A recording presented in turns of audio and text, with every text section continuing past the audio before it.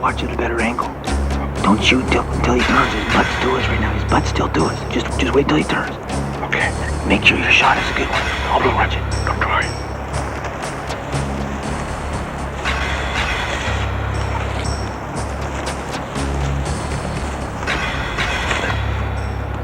Just a second.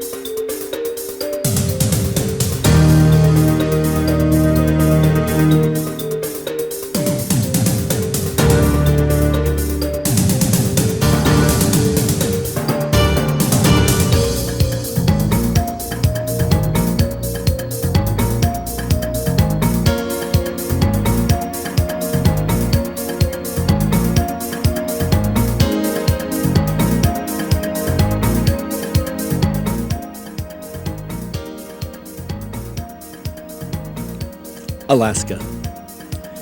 Referred to as the land of the midnight sun. Sitka. That's where we're going. For brown bear and for black bear. Our host will be Dale Adams from Adams Alaskan Safari. Sitka's quite a place. If you want to look for it on the map, check it off. It's down on the Baranof Island. Baranof itself, 90 miles long, one of Alaska's largest. And you know, when you refer to Sitka, besides its shoreline, its mountains, inactive volcanoes, its fisheries, it also played a major role in World War II during the Aleutian Islands campaign. The airstrip here was used by the Allies all during the campaign. Also, submarines played a major role here. Because of its deep waters, it was a great refueling place for the subs, coming in here undetected. Hey, did you see that lighthouse? Boy, I got a story to tell you about that a little later on. Servicing Sitka, Alaskan Airlines. A pioneer, she goes back a long way. And you can always tell their aircraft got that smiling Eskimo on the tail end of her. Alaskan Airlines, it's all over. Today, we're going to be seeing two fellas. One from Montreal, Michel Bush, and his brother, Jean-Marie Bush, from France. Alaska Airlines announces the arrival of Flight 62 from Anchorage, Juneau. Dale always meets his clients at the airport, picks up the luggage, and sort things out. Young fella you see on the right, his name is Eli. You're going to see a lot of Eli. He's a Tlingit. Quite a guy. I think he's 23, 24 years old, holds a master's captain's license and is Dale's first mate. Besides being a good guide, a great man with the stories. Well, the boys had a great flight. As you look around the Sitka airport, you can't help but recognize all of the Tlingit art. Many say that the Tlingit art is far superior to other native culture because of its color and its totem poles like this one on the right-hand side. We'll see more of that a little later on. And our luggage, no problems. It all got here. You know how that can be sometimes when you're going off to places, but very seldom happens with Alaskan Airlines. Well, Dale takes us into town and puts us up at the hotel. And today, we're going to be staying at the Westmark Shiataka. This hotel is operated by the Native Corporation, and it's probably, if I would say, one of the best ones to stay at. They have a lot to offer. Besides the good meals, the courtesy van, it's right in the center of town, just handy to everything. You know, there's a method to Dale's madness in bringing you to the hotel. You know, you and I have packed for many a trip, and you know we always pack too many of this, and we always end up with maybe one thing or so that we're short of, but this is where you sort it out. With the boat, and you'll see that a little later on, you've just got so much room. So what Dale likes to do is just take the necessities and leave the rest here at the hotel, and they're good that way. You know, I wish I knew more about the Tlingit art, because in back of this gal is a quilt. And had I known what I know now, I certainly would have shown you more of it. One of the most beautiful pieces of Tlingit art I had ever seen. And that young gal's mom made that. Well, it's been a long flight. What do you say we grab a bite to eat and then do a little bit of sightseeing? You know, it's nice here at the hotel. You can sit in the dining room and see the harbor, the street. It's just a nice place to sit down and relax and enjoy yourself. Of course, Dale got a few stories, and Michelle, he just won't let up how many bears you've seen and what kind and how big. And John Marie, he's all ears, just listening to Dale.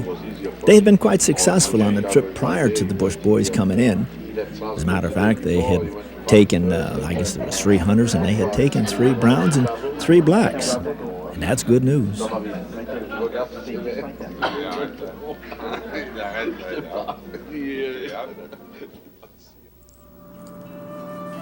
Let's talk a little bit about Sitka. Has the second largest fishing fleet in all of Alaska. And here in Sitka during the summertime, there's over 800 boats. When you talk about the population, it's only 8,500 people, but during the summertime with over 200 cruise ships coming in, that doubles and sometimes even gets more. You see this processing plant? Well, there's 2 in Sitka. Sitka Sound Seafoods, and then you've got the Seafood Producers Co-op. They'll process over 20 million pounds of fish annually. The O'Connell Bridge, built in the 1970s. Before that, they used to have to use a ferry to get from one end of the islands to the other.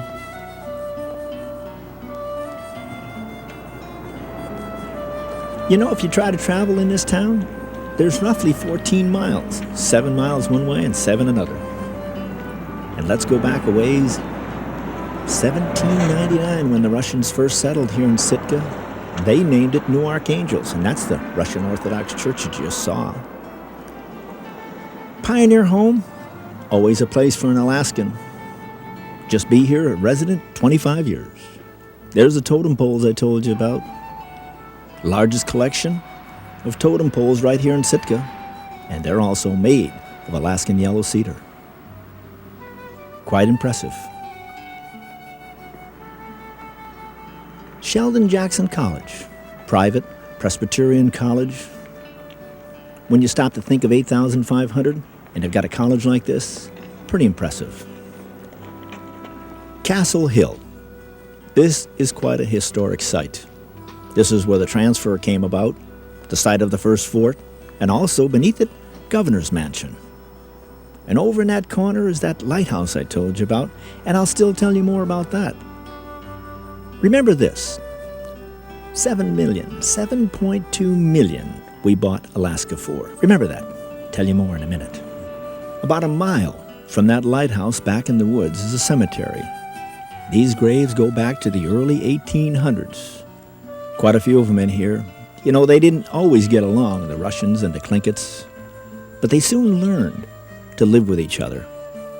And you'll see about that in a minute. The visiting center, it's got more history and art in here than you can imagine. And the gentleman you see here, Alexander Baranov. They even named an island after him. First governor. That was the Russian-American. And these guys and gals, they just love to perform for you. These are the Archangel Dancers. And hey, you want to see the other ones that dance for you at the visitor center. But let's listen to these kids. They're really great. Our northern waters, our forests as well, majestical valleys, the glaciers, the skies, and the birds soaring overhead, and the sun sinking low in the west. Blend this land in perfect beauty. We are Sitka! Well, the boys were done sightseeing, and now it was on to the camp. Hello, good morning. I say camp, and yet you see a boat. Well, that's it. This will be our camp for the next 10 days. Quite a camp. It's a 60-footer. She'll hold 1,700 gallons of fuel, 300 gallons of water, all the food you could possibly eat, and we got one of the best cooks in the world, Dale's wife, Lori. You see all the fishing boats like this one. Some of them are converted over from crab boats. Today they're halibut, cod. This is just part of that 800 fleet that you've seen. And as you go out of the harbor, she's quite a sight as we go under the O'Connell Bridge. Coast Guard, second largest in the Coast Guard fleet. First is over in Kodiak, and then here in Sitka. Let's listen to Dale a minute as he explains to Michelle. Yeah, the vessel Yakutat, that's one of the turn-of-the-century halibut schooners. A lot of them are still operating today. Some of them are up to 70, 80 years old, and they're still some of the best fishermen in the fleet, yes. Dale, what kind of a mountain is that? Where we see the snow there? Well, that's a volcano. That's Mount Edgecombe. It's just under 4,000 feet high, and it's got a crater in it. It's a regular volcano. It hasn't erupted for several thousand years, they don't figure, but it's a prominent landmark around here. We see it coming off from offshore when we're coming into town. We use that as one of those landmarks coming into Sitka here when we're off fishing. Michelle, that's the Alaska Ferry. That's our part of the state highway system. The cars go on the bottom and passengers above. From where does it come? Well, they travel throughout Southeast, all the little towns and villages of Southeast. And one of the ferries goes as far as Bellingham, Washington, once a week. And all the way back up. But that one's the motor vessel Columbia is the name of that vessel. That's the largest vessel the Alaska Marine Highway has.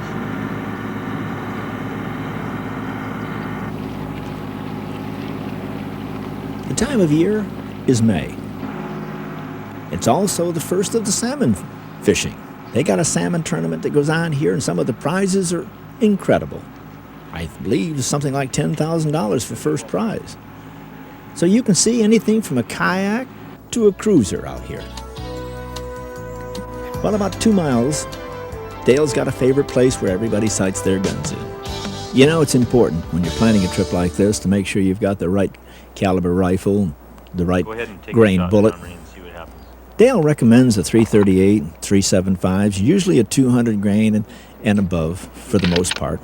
And also because of the distance in shooting, they recommend that you use a 1.5 to 5. Yeah, that's Most of the fellows here are using Ruger rifles, Why don't you go ahead and take a shot? Model 77s, and using the Leupold 1.5 to 5 scopes. Spotting scope is not that important. For sighting in it is, but for out there, a good pair of binoculars that will withstand the real rough, rainy weather for the most part, and you'll see that too. You know, Michelle's quite a shot. But I made him a little nervous with the camera and everything, so Dale said, you better take another one, because he completely missed that rock, and that's not like Michelle Bush. Good shot, Michelle. Well, no problem there. Hey, Michelle, there's one of those loads of logs I was telling you about. Loads of logs? Don't let Dale kid you. You know what that is? That's his supply of firewood for the winter. Only kidding. Something like that. Could be coming from as far away as Kodiak to the west or British Columbia to the south if it's on a barge like that. Isn't it beautiful? Southeast in itself. Quite a place. Oh, look, Michelle, off the starboard bow. You can spot sea lions, whales, otters, seals, just about anything. And you'll see all of that in this film. And yeah, there's no shortage of eagles. Sea lions. You know, I couldn't take a picture of all of the sea lions that we saw here. There were so many. We had to focus either on one bunch or the other. They got ears, and they don't have a... They have a long face, huh? Right, like a dog. Like a dog, face. yeah. And the seal, he's always just kind of like a half a cantaloupe out of the water. His head comes out of the water just a little bit, and he just kind of looks around. But a sea lion always points his nose up in the air. How many there are? 8, 9? About, huh? Yeah, at least. Dale tells us it's not uncommon to spot whales out where we're going, and we'll see them. Okay, Dale, how far are we going this morning? Let's listen as Dale explains to Michelle just where we're going. We're going to run about 6 hours today up the east coast of Baranof and hunt this bay up here. There's a few bays there, yes, I see. Yeah, a lot of bays along there, and I think we'll hunt this one right up here, and then later on we might end up hunting there on the southern end of Admiralty Island and get that last brown bear, and then we'll be shooting across to the northern end of Kuyu Island for our black bear hunt. Oh, that's interesting, yeah. See if we get a weather report for today. Right, straight southwest winds, 220 knots, diminishing to variable less than 15 knots Monday night, east to 4. There they are, just like Dale said. Hey Michelle, there's some whales up there up ahead, some humpback whales. Yeah, where? Well, just up ahead about 300 yards up there a little bit to the right of the dead ahead on the starboard bow there. Oh, yeah, I saw one. There's 3 of them. There's Well, spouts. the other one is coming out now. It's quite a sight to see one of these big fellas. They measure anywhere from 45 to 60 feet, and they weigh 1 ton per foot. Imagine that. Well, you see a little later on what we get a look at. Amazing. Remember when we were talking about Sitka, $7.2 million? Let me tell you a little something about that. Alaska was purchased in 1867. The deal was struck by the Secretary of the State, William Seward. If you add that up to what we got, it was about 2 cents per acre. A lot of people referred to it as Seward's Folly, being a big joke, buying all this land of ice and snow and mountains, and it was all reaped by the Russians as far as the fur seals were concerned. So what did we get? I'll tell you what we got. We got oil. We got lumber. We got gold. And let me tell you something about the halibut season. In one 24-hour halibut opening, they'll bring in 25 million pounds of fish, worth $40 million. That's in the state of Alaska. One fishing. Never mind the salmon. We didn't do so bad, did we? Well, we'd traveled all night. The boys got a little shut-eye. Hey, good morning, guys. Michelle had a rough night. Listen. You have a good sleep? Yeah, I slept quite a while, yes. I was seasick. Well, it's nice in this bay here. We got a beautiful bay to hunt in here tonight. Oh, yeah, here it's very, very calm. It's beautiful scenery.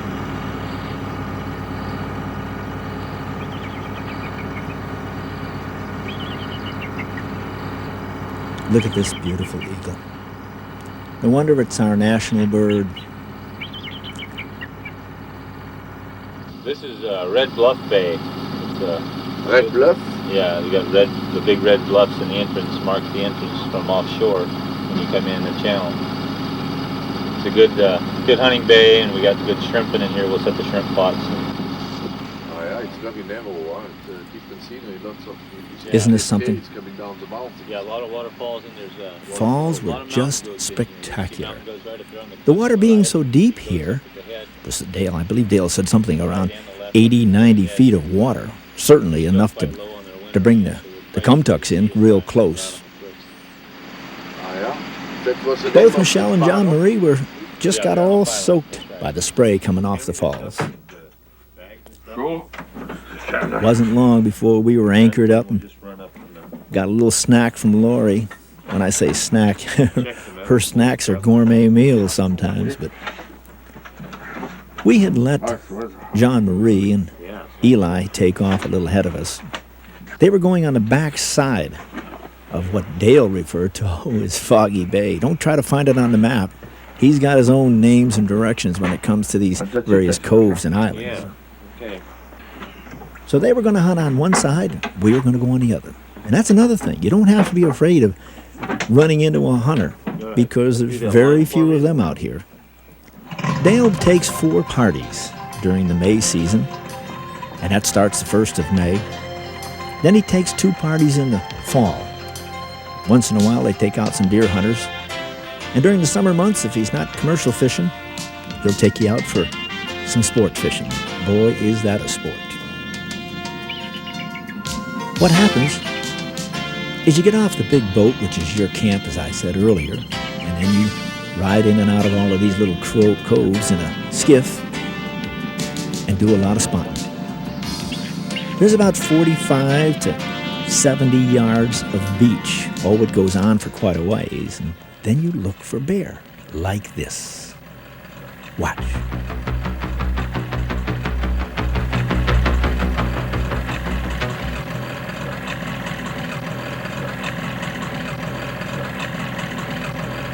Yeah, 2 of them. Dale figures that these 2 are brother and sister. Probably kicked out, they're 3 years old. You see, a sow will keep her cubs for about 3 years. And then she'll just romp them a little bit and rough them up and kick them. And they'll go out on their own. One of them's rubbed pretty good, and I'll tell you more about that rubbing. But you see, they come out of hibernation in May, and then they're looking for something to eat. Bears like sedge grass. They like skunk cabbage. They'll eat crabs, berries, shrubs. In the fall of the year, they like salmon. And that's why your brown bear are so much bigger than your inland grizzly, because of their diet of salmon. Their hibernation is shorter. They're out eating more. If somebody sits you down to a salmon plate, 80 or 90 pounds of it in one sitting every day, buddy, you're going to get bigger. And we're going to look at one of those streams right now, because even though it's only in the fall, you still go to those streams. Jean-Marie and Eli are doing just that. On the other side of these rocks and these eagles is a stream that eventually salmon will come up. Bear will come into these streams early because they're used to coming to them. They'll eat other things on the way. Hey, look at the seal. Harbor seal. They all know, the gulls, the eagles, and the seals all know that eventually salmon will be coming in here. Meanwhile, Michelle, keep watching the meadow up there. This is a good time of evening. We'll just keep watching as we go Dale along and here. Michelle are still looking. Want to hunt goats? There they are, up on the top of that ridge. Yeah, Dale will take you goat hunting if you want to go. In the latter part of the season, it's a little bit easier. Hey, look at this. Now check Michelle, this right bear there. out. See him? It's a good bear. Bear coming out of the woods right on the left. Oh, okay, I see. Yeah, right there. Yeah, Just to the yeah, right. yeah, Just to the yeah, right. right. Going to the right. Going to the right. I see. Looks like a big one. What do you think? I think so. I don't know. I have to wait until we get a little closer. Complete brown, chocolate brown. What if it's a good hunt? In the back of this bear is all kinds of sedge grass and skunk cabbage, but he's looking for sand fleas. And they're not the type of a flea that you find on a dog. These guys are big. Right now, there he is. Don't make any noise. This is a perfect example. He is heading for a stream. You and I know the salmon aren't there yet, but he don't know that. And he's going down. All we would have to do is bring that skiff in, down about 200 yards to the right, and sit there and wait. Michelle, listen. We're gonna idle up to those rocks. Get your gun ready. About Get 2 everything ready. hours later, it Don't make any noise. happened. Get your hook boots pulled. Look at this, and is he moving? You can see him coming towards us. He's done feeding. He's heading for a nap, and he's heading for the woods, and we gotta hurry. And this is when you can make a mistake. It's easy. You see that little roll that just rolled off of Michelle's arm right there? His grandfather gave him that. A lot of European hunters have that. It's the rest of the gun. Sit. And you know, No matter how quiet you try to be, you make all kinds of noise. Listen. Just on the other side of these rocks, that bear was there. We hope he still is. Don't shoot until he's ready. Don't shoot. Dale tells Michelle, be careful. One move, he's gone into the woods. Look at that bear. It's okay. He's about 8 foot. His butt's to us. It's my bear. We gotta be careful. Up on the rock there. Get ready. Okay. Okay, listen. You stay right here. Get around. I'm gonna go down, around, the bottom of the rock in the water there so I can watch it at a better angle. Don't shoot until he turns. His butt's to us right now. His butt's still to us. Just wait till he turns. Okay. Make sure your shot is a good one. I'll be watching. I'm trying. It's important to have your guide back you up. Dale gets ready. Doesn't want this bear to get into the woods wounded. Just a second. Tells Michelle, get ready, take your time.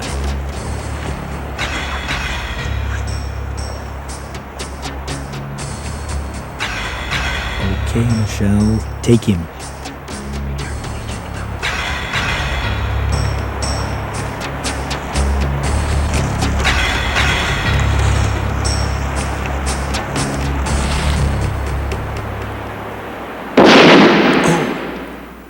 What a shot!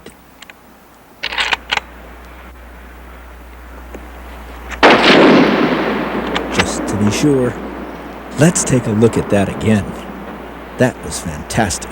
I got him! I told you! I got him!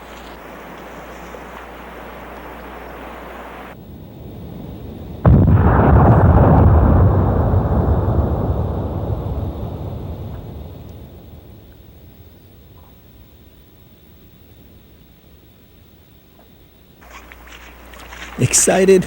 I'll tell you, he was excited. He forgot to pull his hip boots up. Watch him. He was right over him. This is a nice bear. You know, it doesn't always end this way. You can have a disappointment. Bear can turn and get away from you. But this time it worked. Everything was right. He's dead. Wow! That's a head of a good shot. Wow, man. Check Michelle's pants out. He had gone right over his hip boots. He said, I don't know what this noise is. Dale says, I'll tell you, it's about 10 inches of water in your hip boots. That's what it is. Well, I said it earlier, everything was perfect. You never know when it's going to happen. Just around a bay, just around a corner. You may spook one and say, oh, I lost my chance, but Dale will be right there to encourage you, because you never know when that moment is going to be right. But that's why you keep trying. That's a nice bear. Now, if you listen to Michelle, it probably was around 11 foot by the time he got it back to Montreal. But in reality, it was just under 9. What a trophy.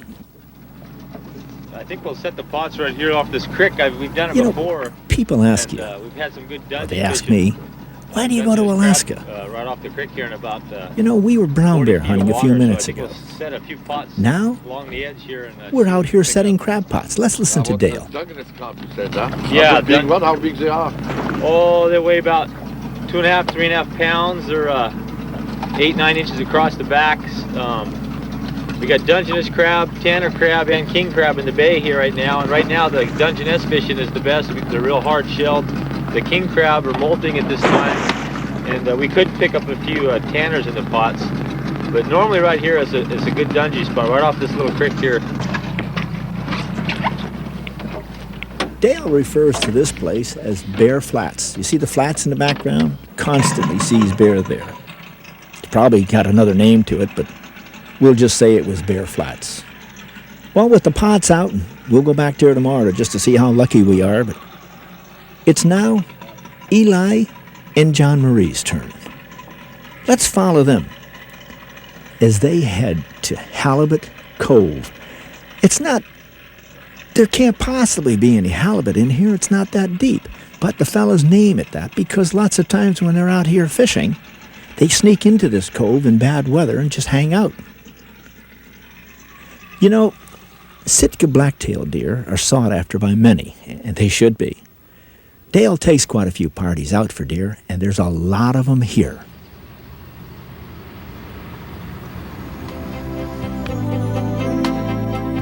They're not too, well, pretty this time of year. You'll see what I mean. You know, it's the spring. The does are in fawn.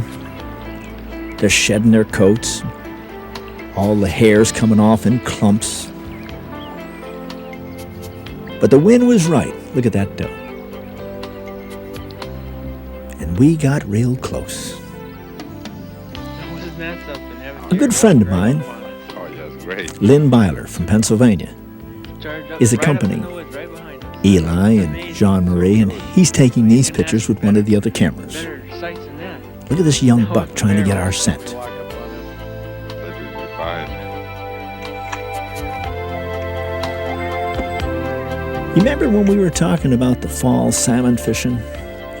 Here's one of the streams that they'll actually count salmon on.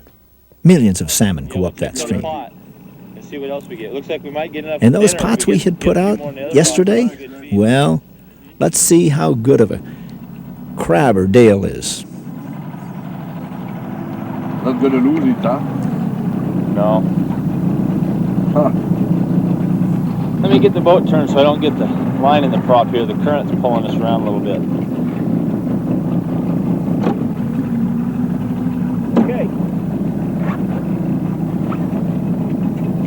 Okay, looks quite heavy, huh? Yeah, oh, look at that. Ready? It's loaded. Whoa! Look at this! Wow! Wow! Wow! Wow! Wow!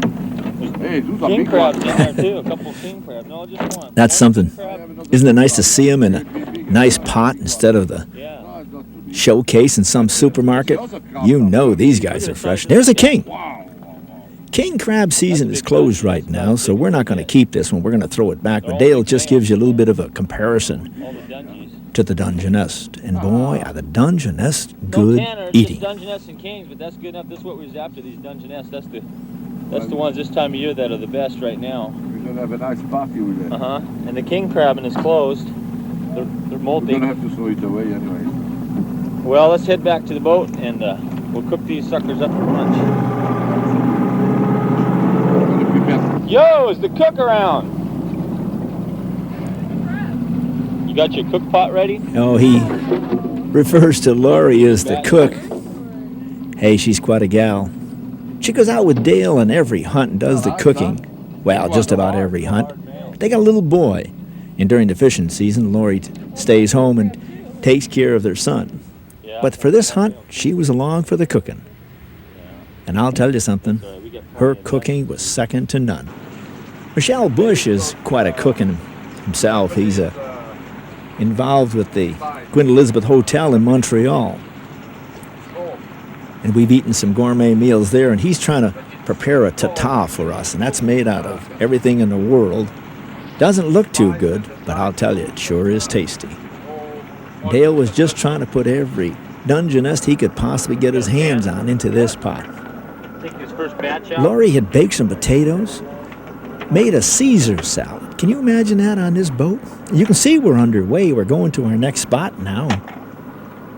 Of course, Eli's in there, making sure that we're not going to run aground somewhere, because I told you earlier, he's not only the first mate, but he's also got a captain's license. Does a lot of commercial fishing on his own.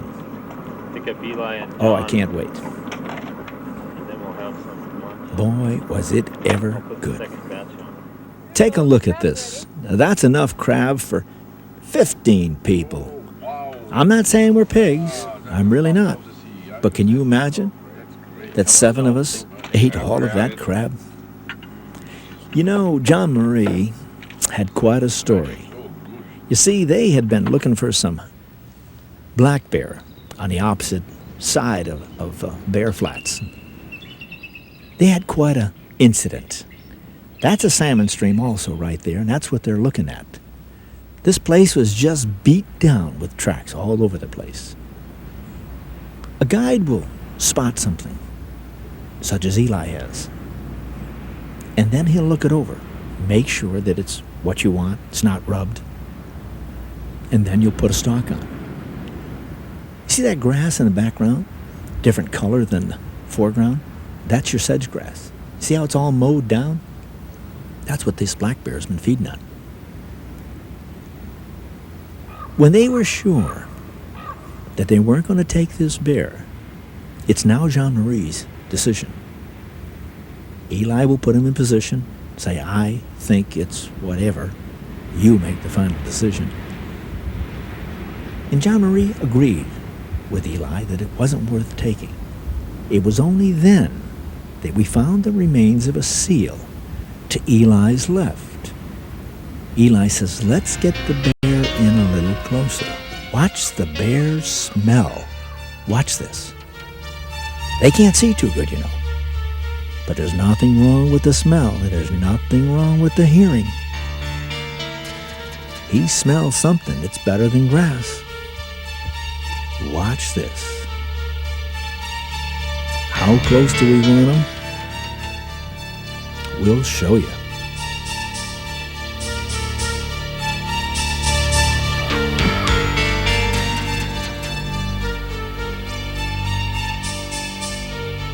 He knows something's wrong, but he doesn't know what. The wind was perfect. Look at this.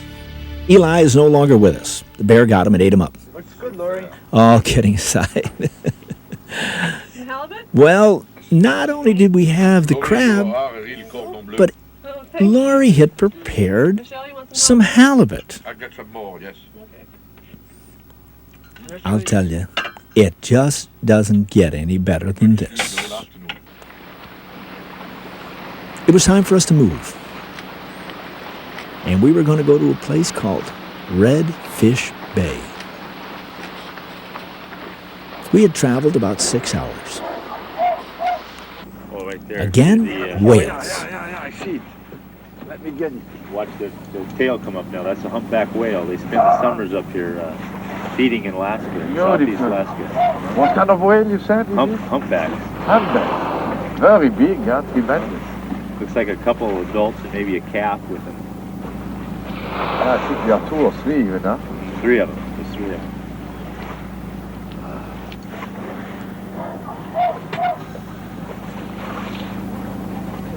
Yeah, these whales, the humpbacks are a baleen whale, and they're like a siphon feeder. They suck in lots of krill, and they squirt the water out between their the baleen and keep the feet in and the mouths. And sometimes they school up the herring, and they'll do a bubble net around the herring and feed on the herring also in groups of 3 to 6 whales or so.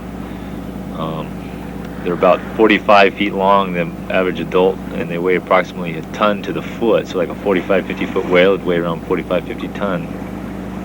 And you see more in the summer than you do in the winter, although there's some of them hanging around all winter long in this country. Well, don't know exactly if it was the crabs, the halibut. Nah, it couldn't have been any of Laurie's cooking. She's too good. But Jean-Marie didn't feel too good. So he decided to stay in and certainly couldn't waste a beautiful day like this. Lynn had a license also. He would be hunting brown bear and black bear, but we were going to do that after Michelle and Jean-Marie had taken their bear. But with an empty day and a boat, Eli decided to take Lynn to what was called his favorite place. You see, Redfish Bay was no stranger to Eli. He and his dad used to come here, do a lot of trapping. Had quite an incident when he was a lot younger. You see, they had spent about 3 weeks up here trapping. Gotten plenty of furs, and it's just rich with that sort of thing up in this area. We're coming down the trail, a narrow trail, carrying the furs down, Eli making a couple of trips to his dad's. His dad, making the last trip down, was walking by this bush. Mind you, had gone by it several times. And suddenly, a paw. And that paw reached out and tripped Eli's dad, knocking him down. The bear was in hibernation somewhat, came out of there charging, had ripped the pack off of Eli's dad.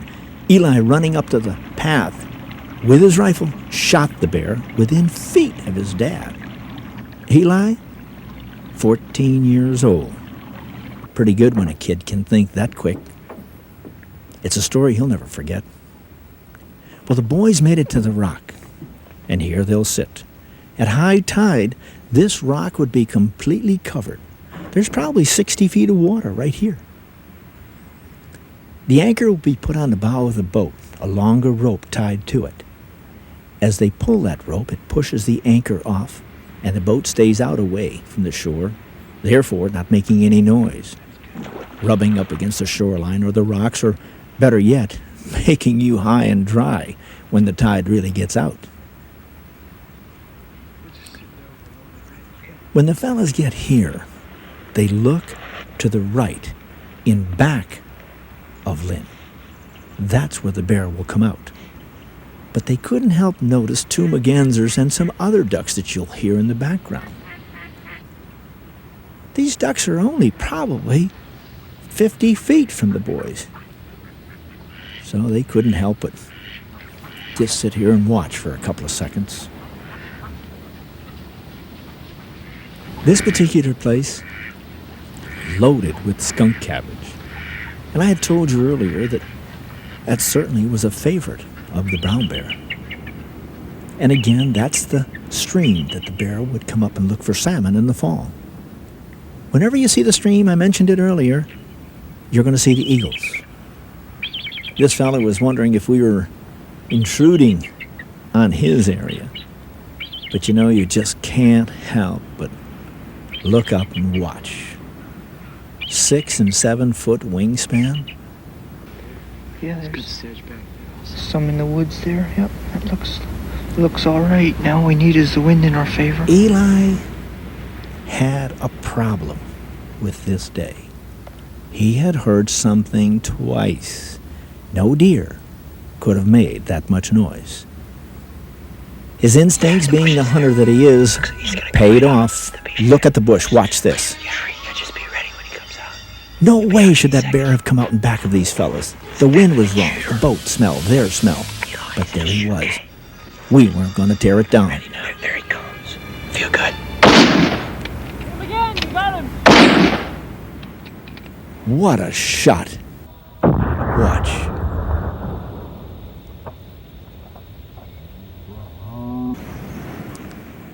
Isn't that something? Isn't that the way it always is? Jean-Marie's day didn't feel good, stayed back at camp, and what happens? Lynn takes a beautiful 9-foot bear. Well, it was close enough to 9 foot. Almost All right. perfect hide. All right. Thanks, buddy. Eli Hey, and look at the head on Lynn the- really great. hit it Look at off. the claws. Both Wow. about the same age. Beautiful bear. Hey, Eli, look at that. Oh, How'd you like to have those scratch your Look back? at that head. Can you believe how he came out of the woods like that? That's incredible. Just come up right there, right behind where we're sitting. That snarl like, or what was that, a snort? Wow. It all works. All you got to do is put it together. Unbelievable. Talk about rain. I'll tell you one thing you don't want to forget is your cool, dry rain gear when you come to a place like this.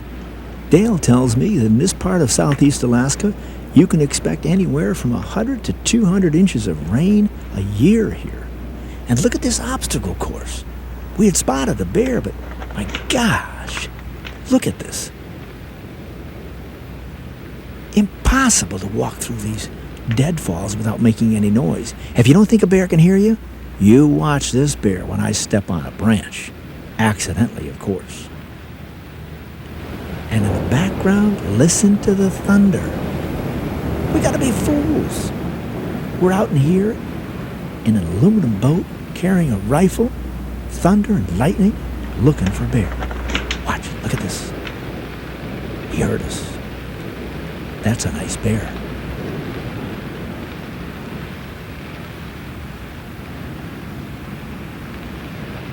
Now he can't see us, but he knows something's wrong. Look at that.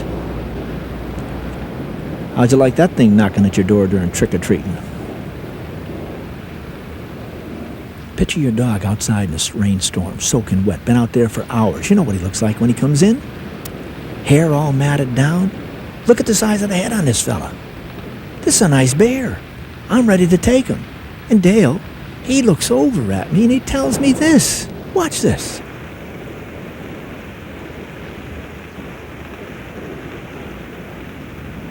Perfect rest. Easy shot, less than 100 yards.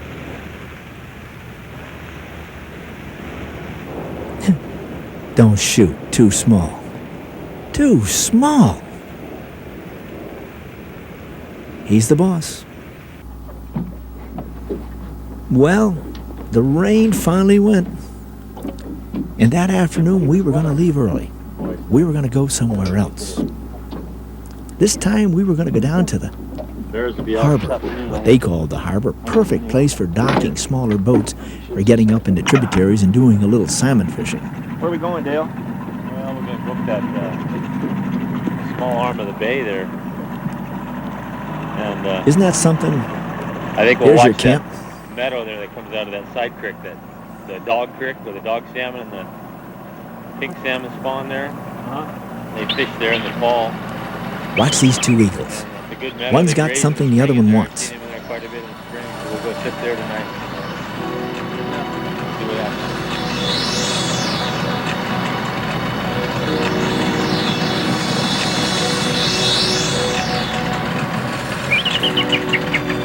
Look at this. You see, there's a lot of herring eggs around here, and these fish are just having a field day, and so don't the seals.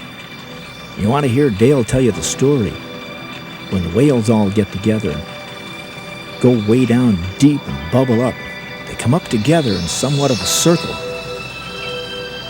They just swallow up the herring. Incredible sight. But so aren't the eagles. A lot of glassing. Down the beach right there, just over the top. Look at the stream to the left of the bear. Remember that. Don't forget Just left it. of the reef there. See the rocks coming out, and see that big white snag there. Yes. There. Just That to the left stream. of the snag, Remember just, it. Just at the edge of the grass, coming out there. He's right out on the open beach, right there. Just There, I right can there. see him now. Mhm. Right over that kelp. Mhm. Or I don't know if it's kelp on those rocks, but right over that green stuff. Yeah, that's kelp. Let's sneak in there and look at him real close. Yeah. I can't tell what he is from here. We'll see if we can get a better look at him. Yeah, we still got enough daylight left. Let's go and take a look at him. Yeah, he's walking into the wind, but I think if we stay at a little angle over here, we're gonna get over here on this other point, and I think we're gonna get a good look at him. Okay. Let's give it a shot anyway. Looking back of Dale.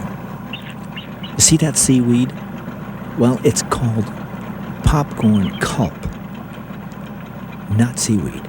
You can't put your foot down without making a noise that sounds like a cannon going off. And we've got to go ashore here. Now remember the stream I told you about? We're way to the right of it.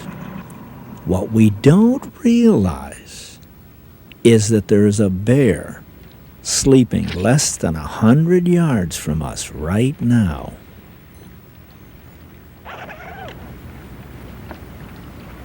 I'm using a Ruger single shot 375, also a 1.5 to 5 lip bowl.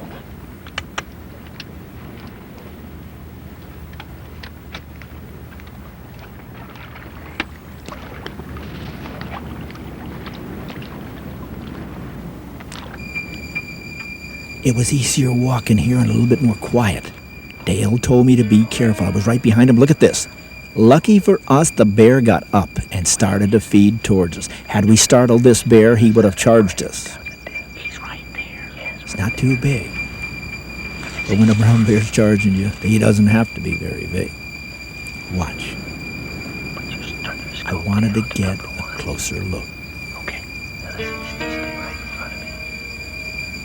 And we're gonna walk right up. Very See that stream? Remember that? Over to the left. Wait. He sees us. Watch. Okay, heads down.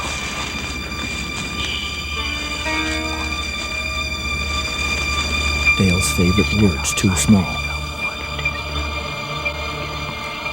But I wanted a good look at him. And I got one.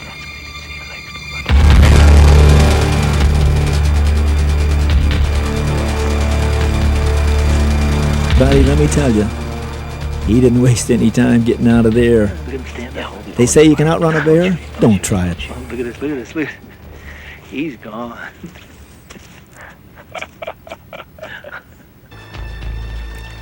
The stream, 2 hours later, about 8:30 that night.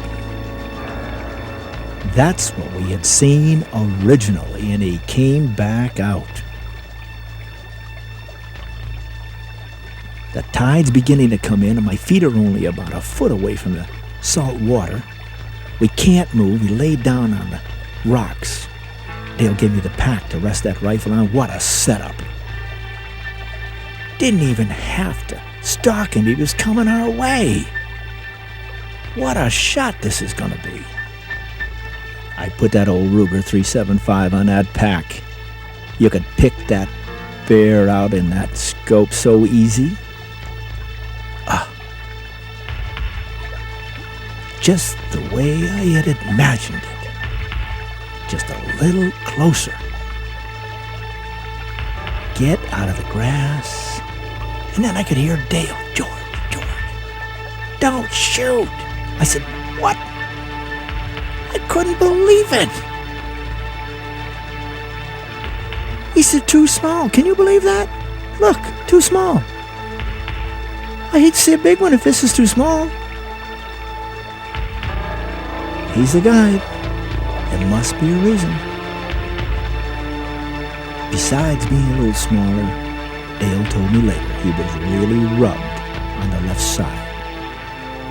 When they come out of hibernation like that, it's easy for them to rub. Their skin is lacking of the oil, and they pick the nearest thing to start scraping against it, and they do take the hair off. Not all the time.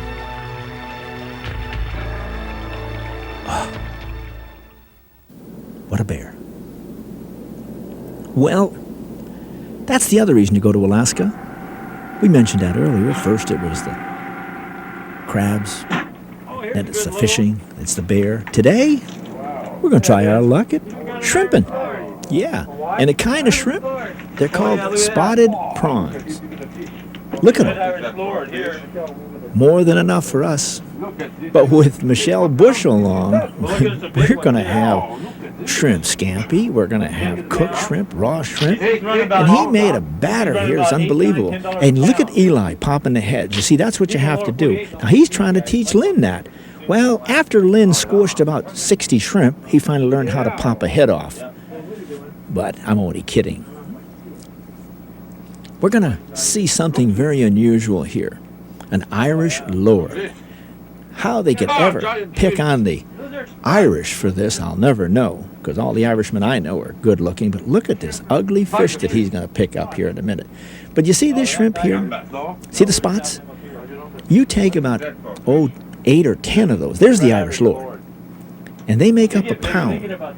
And they're incredible. There's a pound of shrimp right there. And there's only about 8 or 9 shrimp in there. And these guys found something else. You've heard of caviar. Watch the look on Eli's face. And of course, you can't see mine, but I got a face that's worse than Eli's. The reason for that is I don't think I want any part of this deal. You see, they found eggs on the bottom of these shrimp. And I wasn't too sure about that. You know, all this black stuff on the bottom of these shrimp, to me, that didn't look like eggs. And I wasn't about to eat any of that doo-doo if it was doo-doo. I was going to go in the cabin and see Lori, because I knew Lori had a lot better stuff to eat in there than this stuff. But Michelle said it was good. You watch him, it sure looks it. You look at Eli, no deal. He don't want any part of this. But Michelle loved it. After dinner, about 4 o'clock that afternoon, we headed out. Off the reef. You know, if you weren't too scared of firing a shotgun in Great Bear Country, this would be the thing to do, is to bring an old Mossberg along with you, because you could hunt all kinds of waterfowl. They were just everywhere. If it wasn't for sea ducks, blacks, mallards, there was all kinds of geese here. It would have been a great place for somebody that liked to do wing shooting. See, we get around the corner here. I don't know what's there today, but quite often we see quite a bunch of them. We'll get a gander there. Well, it was about an hour later when we come through the pass. It was called Table Bay. We spotted this one bear. See the rub? See that light spot on his side there, on this side too? That's a rub. As I mentioned earlier, they come out of hibernation. They're lacking of oil in their skin. They've been laying down, sleeping. Well, they get out there and they want to scratch and roll, and that's what happens.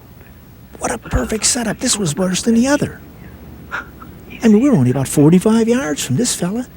He can't see us, but he knows something wrong. He can't smell us. The wind's coming right into our face. Look at this. He thinks he's hid behind those two boulders. Watch this guy straddle this log. Look at this shot. Isn't that beautiful? Young boar, about 4 or 5 years old, 6.5 feet, about 500 pounds. He'll add 100 or so to that by the time fall comes around. Gets a hold of that salmon. Look at that.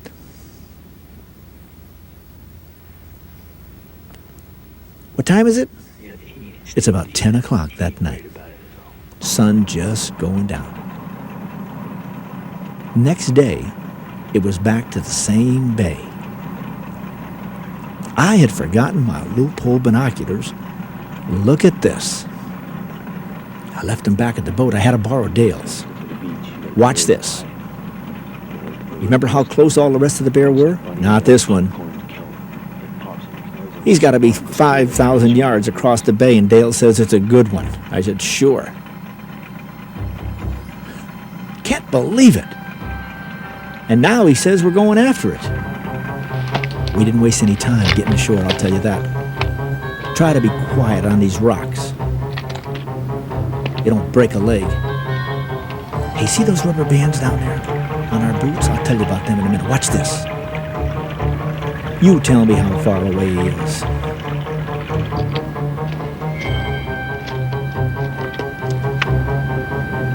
That's a long shot for a Ruger 375 across that bay. What is he doing? He's looking for sand fleas and maybe a clam or two or a mussel. It's all mussels on the bottom of those rocks. He's facing, remember now, he's facing the water. I'm going to have to take him right over that shoulder. He was either take him here now or he was going up on that ridge.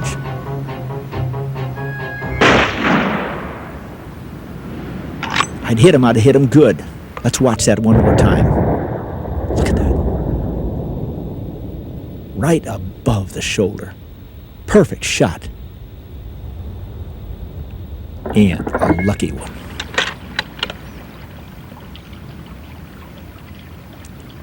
Dale was hoping he was down. We couldn't see him. Well, somebody's got to go look for him, and I did the proper thing. I sent Dale first, and I stayed back, just in case he wasn't dead. Wouldn't you do that?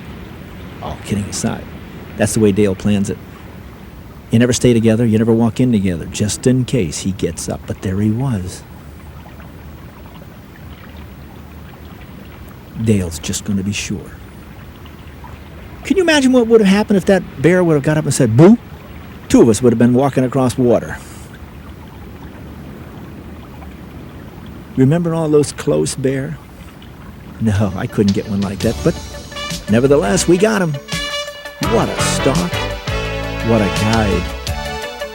Dale knows his business. Remember those rubber bands I told you about a second ago? Now I've got him up. Perfect way of keeping your boots swishing and making all kinds of noise when you're trying to get close to a bear. What a hunt.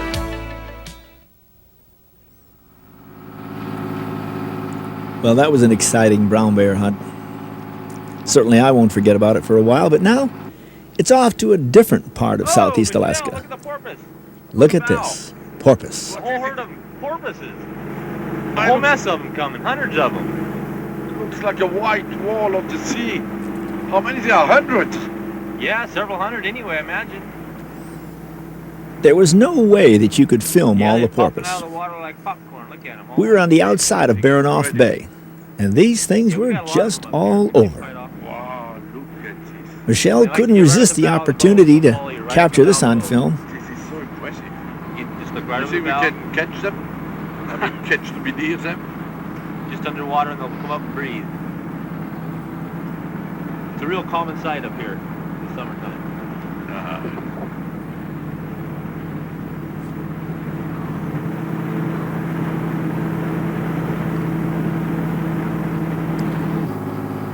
Dale was telling us about this.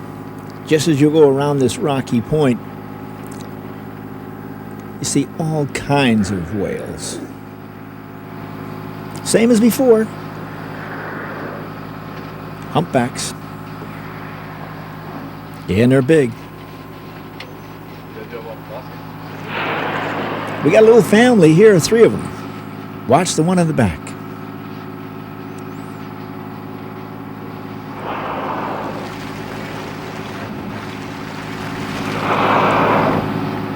Imagine that. 60 tons out of the water, 60 feet. Unbelievable.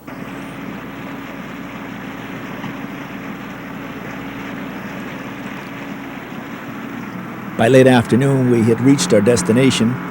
It took us the better part of a half hour to get all the way in. You just couldn't take your eyes off the scenery. Dale had taken his brother up there on that ridge 2 falls ago and had taken a nice goat. I think it was about, he told me about 9 or 10-inch goat.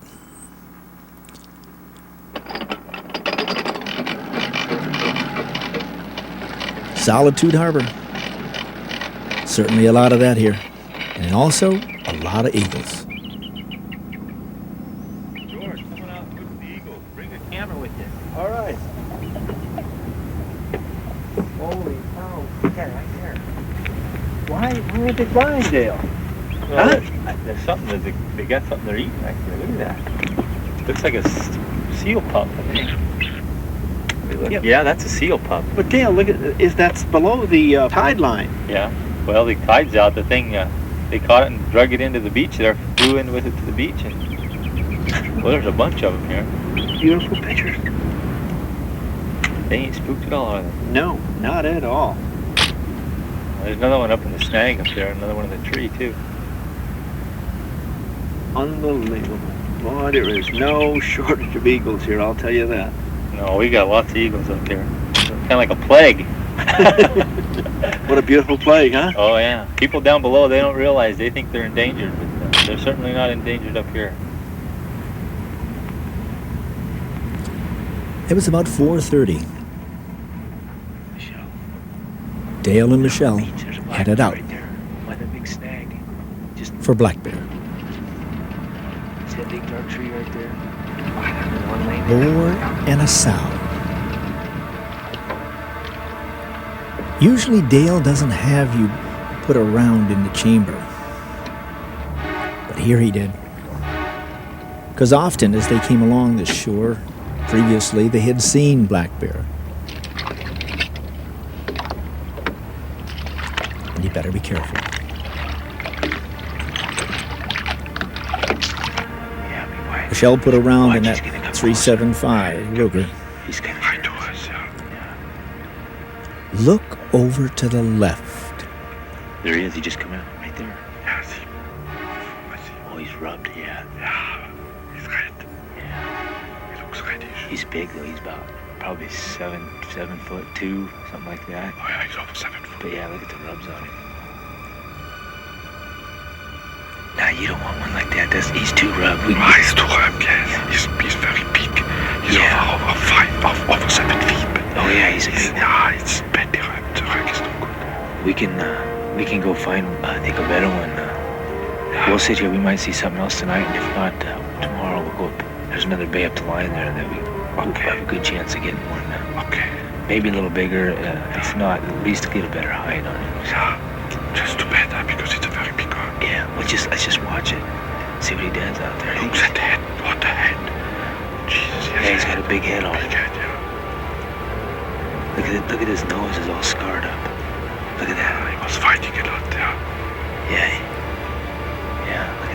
look at him on the side. Michelle couldn't resist looking at this fellow He's got through like that a, scope. looks like a 4-leaf clover stuck to the side right there. In this part of southeast Alaska, Fish and Game officials have counted anywhere from 10 to 15 black bear per square mile. That's a lot of bear. Yeah, he's gazing again. No. Yeah. What's that? Shh. He's looking. Don't move. You don't think that they can smell? Yeah, he's Watch the wind change. It hits our back. Yeah, Watch. he's 400 anyway, 450. He's a big bear, but we get him bigger than that too. Oh, yeah. Oh, unbelievable. He gets just a little further. You watch, he's gonna get our wind. He's getting. You can also see why The wind switch. Watch. Dale Watch. didn't take this bear. Check out the left side when he runs away. Maybe something else will show up. Yep. There he's gonna go. Okay, look at him. Yeah, there he is. There, he got it. He smells us. See that? There he goes. He's pretty well rubbed. He ain't. He's not gonna rush it. Just a little. Well, in less than 2 hours in the other ridge, look what happened. We saw before, but he doesn't hardly have any rub on him. He's got a beautiful hide. You think he's over 7 foot down? Yeah, he'll make better than 7 foot. You bet. I'm gonna take him. I take him. Okay. Yeah, I take him. Listen, get a good rest. Don't worry. Yeah. Get a good rest. Wait a minute. He's gonna feed our whale, but when he gets up on that bank, he's heading to the bank. Now, when he gets up on that bank, starts feeding. Okay, gotta get a rest. Settle in. No problem. Wait till he's just right, because he got a lot of time. We got a lot of time. Don't worry. Okay.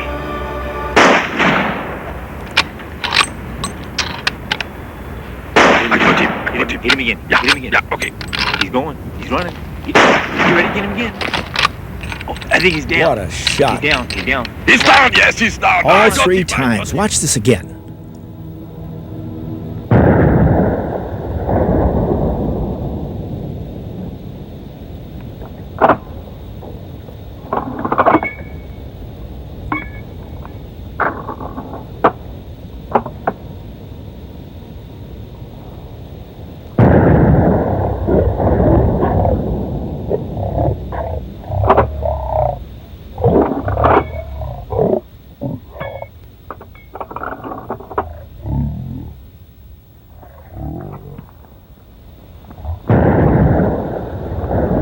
Get ready, stay ready, you never know. All 3 shots vital, and yet the bear still managed to travel 50 yards. But he was down. And it was a good one. That Michelle, he sure is lucky. Well, I guess you could say he had a good guide too, that really knew the area. I think you got him. He's dead. How big? Over 7 foot. That's a big one. Wow.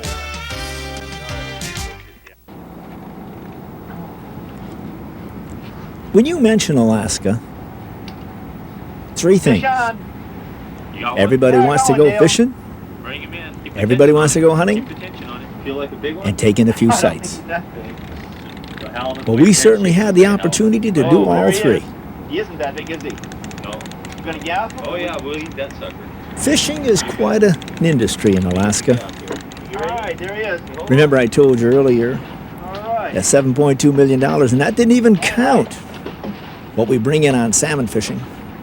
Oh. It's the largest fisheries. They fish for halibut, Oh yeah. lingcod, yellow eye, king salmon, sockeye salmon, chums, silvers, and pink.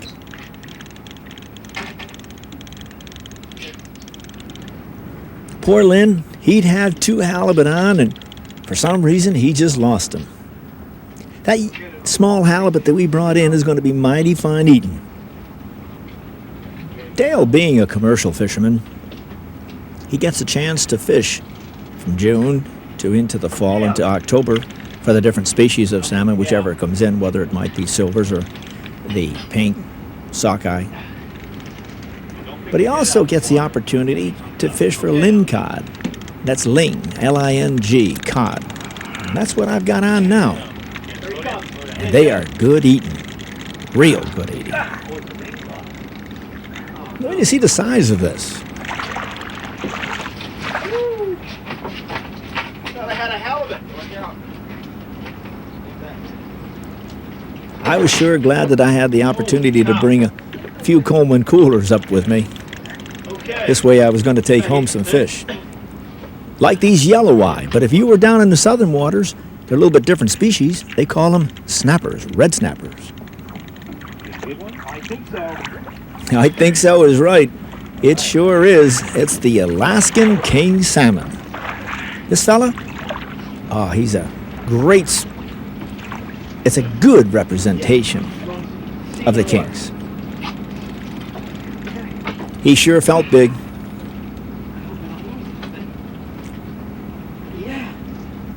Right off these islands, such as this, Dale will run along and check the chart, and sure enough, when he sees a school down beneath, we'll take and throw off a rod or two, and this is what happens. And yet you're not taking a lot of time away from your hunt. This is something that he does during June and July with sport fishermen, but we had the opportunity just going from one island to the other. You grab a gap. Wait to see the size of this salmon. How long do you want to leave that on? Stand by. Sound to it. Keep it going. All right. All right. Bring it up. That was my fault. Dale wanted me to bring him in a little closer, and I didn't do it. Beautiful. But this time, we got him. Beautiful, huh? 35, Look at 40-pound 30 salmon.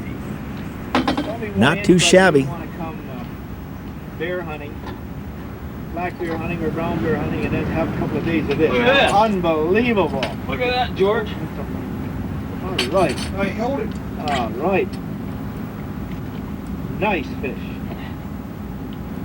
You Yeah, might even go closer sure to was. And 35. Lori had plans for a couple of steaks from this fella. Unbelievable. We were going to have some of him for supper. What do you think of that? Huh? Unbelievable. What a day. But it wasn't over. Thank you, partner. Unbelievable. Lynn was going to get a chance to try for some kings also. Okay. Good spot right here. Okay. Dale had sharpened up a few hooks and There you go. There you go. strung up a line for Lynn. Pull it in. And a boat running next to us had already landed one. And then it was Take it out finally here, Lori. Lynn's turn. Seems to be a pretty good one. Let's wind this up. That's not Lynn's reel. That's Dale taking in the other line.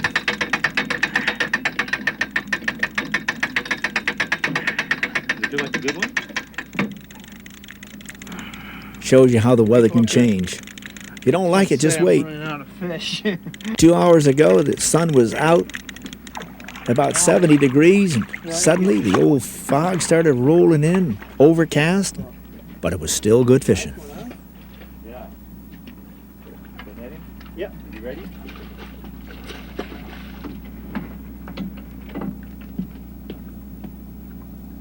Lynn was taking this one home. Here, you hit your. Yeah. What a day.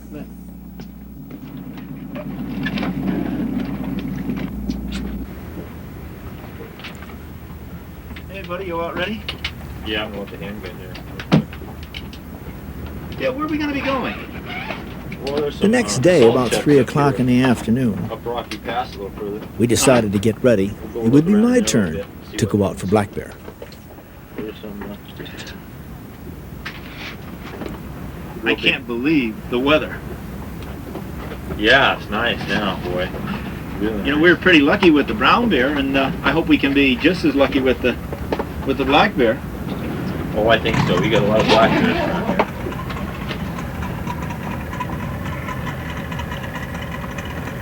Lynn and Eli had already left. They were going to be heading to a place called John Bay. Hey, you told me not to bring rain gear. I mean, you told me to bring rain gear. It's in my bag. We haven't used it much, have we? No, I can't believe it, man. Well, this time of year we have some good weather, but we usually get some bad weather too. You know, you get a little everything in Alaska, and on most trips, but we got it extra special nice now. Yeah, but you know what the problem is? When somebody sees this, they're going to say, hey, you know, what happened to all the bad weather? Well, we lucked out. All right, we're all set then, right? Yeah, I think we're all right. Okay. Got everything, George? Yeah, I have. and untie this? Yep. Not like yesterday when you forgot your. You see that little island over Dale's head? Yeah. The mountains in back of that? Well, that's where we're going. On the back side, you can only get in there on a certain tide. And we were hoping to get in there early enough because it was going to start to fog up. But it was an excellent place for black bear. Going with Dale for black bear is a treat. Not a day goes by when you don't see several nice bear. And it's a pretty nice hunt when you're on the boat like this. Constantly glassing, scouting around. You can check the one out to make sure it's something that you do want to go after. If you do, then you can set your stock up. This was a small bear. You do see a lot of them. When I say small, it's about 300 pounds. To Dale, it's small. To most black bear hunters, that's a good bear. Yeah, and our buddies are back. Eating on the fly. That's what that fella's doing. Meanwhile, about 5 miles from us south, Eli and Lynn had spotted a nice boar. The problem was the wind was not right. They couldn't go any further. They'd have to wait for about 20 minutes to a half hour till that bear got by that pile of logs. From that point on, the wind would change. You can see the wind blowing the grass. Here, Eli put Lynn ashore. Wind perfect. Lynn was also using the Ruger 375. 1.5 to 5 Leupold.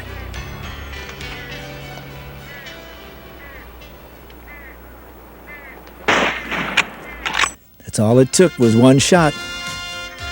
Pretty lucky guy, isn't he?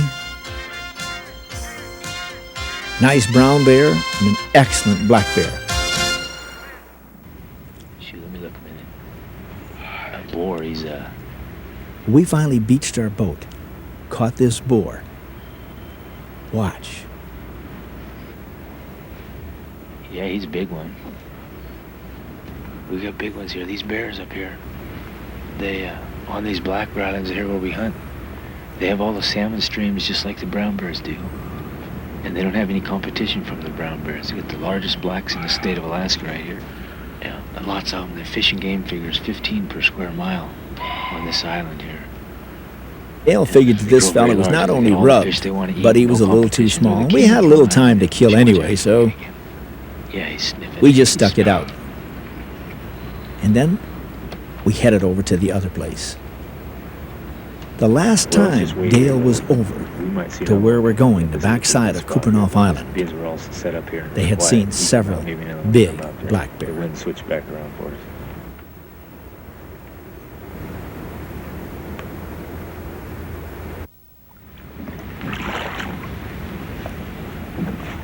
Instead of a rifle, Dale was going to take the spare camera. From here, we'd have to walk about a mile, but we had to wait until the tide went out just a little more. I got a friend that makes the greatest gobs you've ever eaten. So I decided to share a couple with Dale. And you know, while Dale was sitting here and eating, something bothered him. He kept looking off to the left and then to the right. We've never seen a bear, or he's never seen a bear off to the right. But it would just seem that just something caught his eye. So he would try to take a peek over there, because where we're going is off to the left. There's some tributaries in there where salmon are used to coming up to, and the bears are used to going there, and some great grasses. And it wasn't until he was just looking at the right time to the right, just happened to take a look, this time he caught it moving. Sure enough, as far as you can see that black spot, what a bear. Walking the shore, that's it, that black speck. It didn't take us long to head out. And just ahead of us, if we'd only been a minute sooner, listen up now, you'll hear it.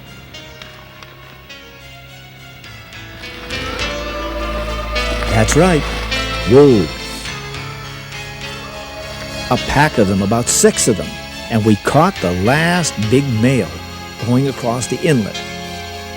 And if you wonder why he's going with his head down, he's got an otter in his mouth. And look, we were in time. The bear was still here feeding in the grass. Dale said, "Don't take him in the rump. Wait till he turns broadside."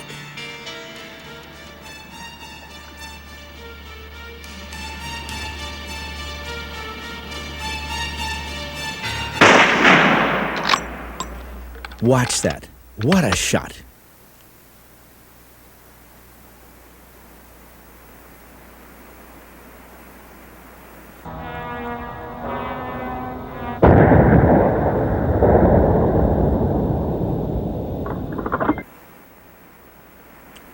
What had started off as a nice lunch ended up being one of the best stalks we had ever made on a bear, or I'd ever made on a bear. I'll tell you one thing about Dale. He knows what he's doing. He's got one of the finest boats I've ever been on. His wife's one of the best cooks we've ever eaten with. And he certainly has the bears. I can't tell you how many brown bear we've seen or how many black bear, but we sure had a fantastic hunt with Dale Adams. Maybe you'll get a chance to join him sometime. If you do, you'll never forget it. A hunt of a lifetime. Southeast Alaska with Dale Adams. I'd like to thank everybody that helped us with this film.